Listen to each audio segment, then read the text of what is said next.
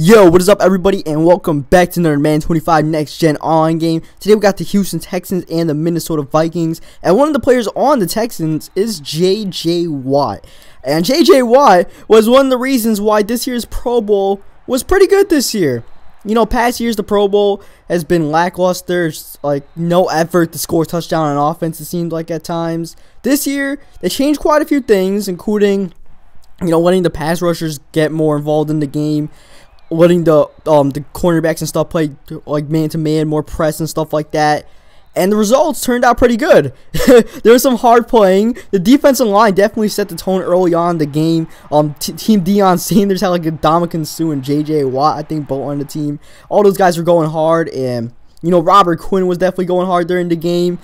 And it made for a fun game to start off. And another thing, that the whole Deion Sanders and Jerry Rice, Team Sanders, Team Rice, that was also pretty cool to watch. Another thing that made this year's Pro Bowl pretty good. You know, past years, the Pro Bowls definitely, I didn't even watch the Pro Bowl last year. I think I watched like 3 minutes of the Pro Bowl. I just wasn't interested in it. The year before, I don't think I watched any of it. But this year, I had a feeling this year's Pro Bowl was going to be good.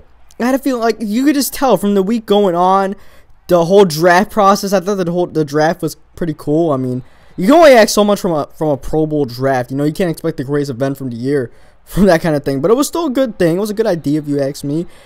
It was executed well. The players definitely cooperated, did their part.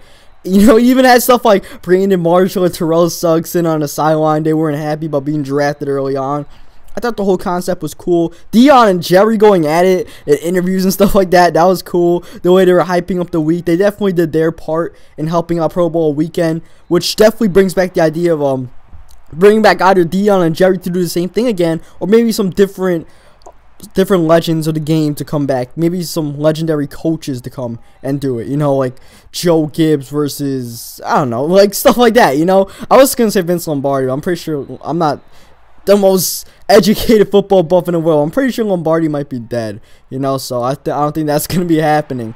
If he's alive, I'm sorry. But here you see we're playing pretty sloppy early on. We're throwing a few picks. This is a subscriber game, so you know, I'll willingly throw it up to the tight end Owen Daniels to take my chances, thinking I might be able to get him one-on-one. But Owen Daniels isn't the fastest player in the world, so Chris Cook, who's a cornerback, I thought it was a linebacker that was on him, it was actually a cornerback, was able to get that interception. And you know, both of us are not really playing our greatest ball early on here, though he is getting the run game with Adrian Peterson somewhat going here, and that was a constant theme here. He was trying to get Peterson going while I was trying to get Arian Foster going, and both of us weren't really doing a good job early on.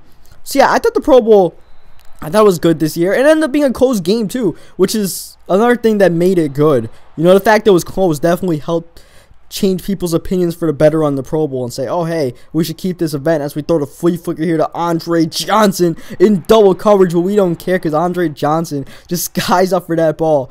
But yeah, it being a close game definitely helped. And my Tolbert getting the 2-point conversion, I thought that was pretty awesome that they gave it to Tolbert. You know, all the big names in the Pro Bowl, they said, hey, let's give it to Tolbert. You know, Tolbert's definitely one of the more exciting people to watch in the NFL. He definitely, you know, pounds the ball. I think on a 3rd down and 1, I'm not sure. Oh, it was Kuechly. Yeah, Kuechly, his teammate, was trying to tackle him. He kind of struck Kuechly, and Kuechly was like, oh, damn. You know, like, I'm glad I don't have to go against him on Sundays, just in practice. And the whole teammate on teammate thing was also kind of cool to watch. It was on conference this year, and of course everybody knows about the Derrick Johnson hit on Jamal Charles.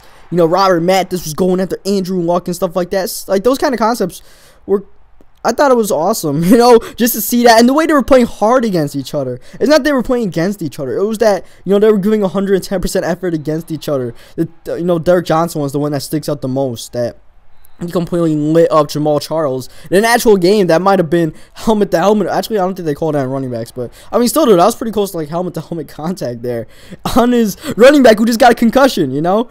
I'm pretty sure Andy Reid didn't like that. But Derrick Johnson probably felt good about that. He was still like tweeting like, yeah, I had to do what I had to do against Jamal Charles. He's trying to defend himself after some people are like, damn, why are you trying to hit your teammate like that? But you know, it's definitely, the Pro Bowl will definitely come back next year. I think Roger Goodell gave it a vote of confidence. I mean, not that I really care about what Roger Goodell says, but his word does matter as far as where the Pro Bowl is coming back. And it looks like it is coming back. And like I said, it was a good game. And this game is shaping up to be a pretty good one as well. I mean, it's a classic Cookie Boy game, as I always like to say. No momentum to be found on either side of the ball, and the result is a tie game going into halftime, 10-10. He's doing his thing for the most part. He's playing some pretty good defense, not allowing me to do my nonsense. And, you know, I end up throwing a turnover early on, the halfback pass, which I just pressed A to throw the ball away. Arian Foster just happened to throw the ball right to whoever, I think it was Harrison Smith he was using, and he just happened to throw the ball right to him. And he tries to run a screen pass here before halftime. So, yeah, that's my thoughts on the Pro Bowl. You guys want, you can leave your comments and stuff. As he takes the ball out here, he actually gets ball at halftime here with a chance to get the lead. So, I'm still trying to keen on Adrian Peterson. It's easier said than done stopping Peterson out here. 9 rushes for 86 yards. AP is definitely doing his thing. Second down, he actually comes out passing, which I don't mind too much because he ends up dropping the ball. Third down, I think, yeah, Greg Jennings breaks the press there on Joseph. But I had a purple zone there, and thankfully I had a purple there, or else that was going to be a touchdown. Instead, the purple was able to reach Greg Jennings in that area and almost intercept the ball, force him to punt the ball, and now we're the ones with a chance to take the lead. And look at this dot by Case Keenum to Andre Johnson. Case Keenum was pretty off for the most part in this game. He would miss some throws. It was just, I was getting kind of annoyed about the kind of throws he was making, or lack of throws he was making, and this one ended up being the worst one. Like, he just kind of noodle-armed that one. I mean, it was a bad read at the same time, but I just decided at that point that I was going to bring in Matt Schuab and see what Matt Schuab can do. You know, hopefully Matt Schuab can lead us to victory. And here he is leading us to a touchdown early on. So, a switch to Matt Schuab is looking pretty prophetic so far. And now it's back to trying to stop Adrian Peterson. Like I said, easier said than done. You could be the worst Madden player of all time, but you could still probably get a good game with Adrian Peterson. You just run some HB dives even. Just pound the ball in the middle, Adrian Peterson, break 20 tackles, get a touchdown. So that's just the challenge I'm up against. But here he comes out passing, and Greg Jennings is going all the way with this one to tie the game back up. And the next thing I do want to talk about in this video is a quick follow-up on yesterday's video about the whole the thirst is real video.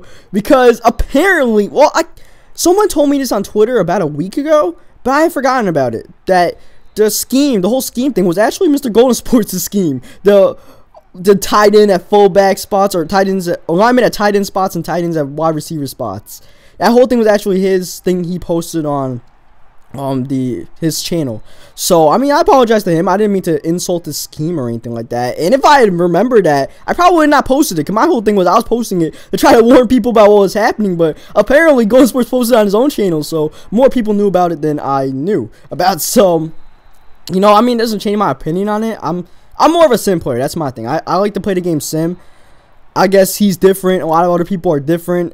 And that's okay. I mean, you're different. You don't want to play the game sim. There's no problem with that. That's just the way I feel. I think it's cheesy to come out with that kind of thing. So you feel it's different, you know, I'm not going to kill you. If you have a different opinion, you have a different opinion. That's just the way I feel about the game. I don't like playing Madden like that. That's not the reason why I pay $60 to play Madden. I don't pay so I can play against that kind of stuff. So, you know, you got a different opinion, you have a different opinion. I guess me and GS have, you know, creative differences on that. I have no problem with him, by the way. He's awesome. He's an awesome commentator and stuff like that. I have respect for him far beyond what he does in Madden, more of what he is as a person and stuff like that. There's definitely no problems with GS. Though that's just my thing. I'm not really a big fan of it. So, you know, like I said, we can agree to disagree on that and move on, you know. Not really. I hope it's not a big deal. I'm definitely not a person who lives for drama or anything like that. I definitely didn't expect that to happen when I put up that video. But yeah, like I said, you know, I'm not saying, you know, it's GS versus Cookie Boy kind of thing on that kind of subject. Besides, most people probably pick Golden Sports over me. So I'm not, even if I was doing more subscribers stuff like that, I'm not saying pick one or the other. It's just, you know, creative differences, and we'll leave it at that. Back in this game here, because he just fumbled the ball. Pretty bad timing for a fumble in the fourth quarter, trying to drive for a game-tying touchdown there, and we ended up putting a big hit on, and he fumbled. So that was unfortunate for him, and now down 14. He's got to try to force stuff, and there's McCain again. First he comes up with the fumble recovery, and now he comes up with the interception there. So he's definitely making his mark on this game in the fourth quarter as Andre Johnson does a little stop and pop move. And actually, back to the whole subject there, you guys might have seen me come out Niners heavy early on. I bet you somebody was watching that like, oh, this idiot just criticizing people for coming out in no wide receiver sets and stuff like that. But here he is in Niner heavy with defensive tackles and extra offensive linemen. But, I mean, Niners heavy is what people run in real life, all right? That's just the way I feel about that.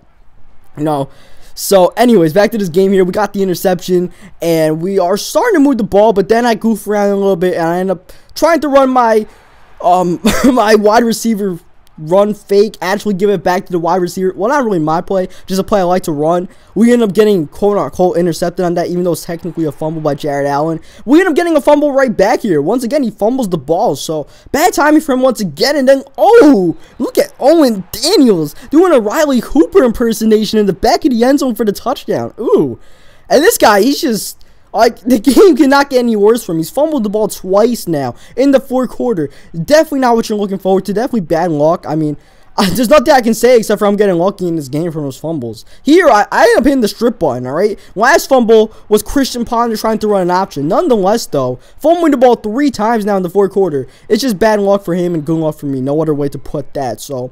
I'll take it. But we end up throwing an interception here, and in true Matt Schuab fashion, this one is going for 6. Because there's no other way to have Matt Schuab in a football field than throw a pick 6, right? So, I mean, I definitely could have killed the clock, but it's a subscriber game, not exactly trying to kill the clock. And plus, I know I'm getting lucky out here. I kind of feel bad that I'm getting that lucky off a fumble, so I'm not going to kill the clock. That would just be a complete dick move.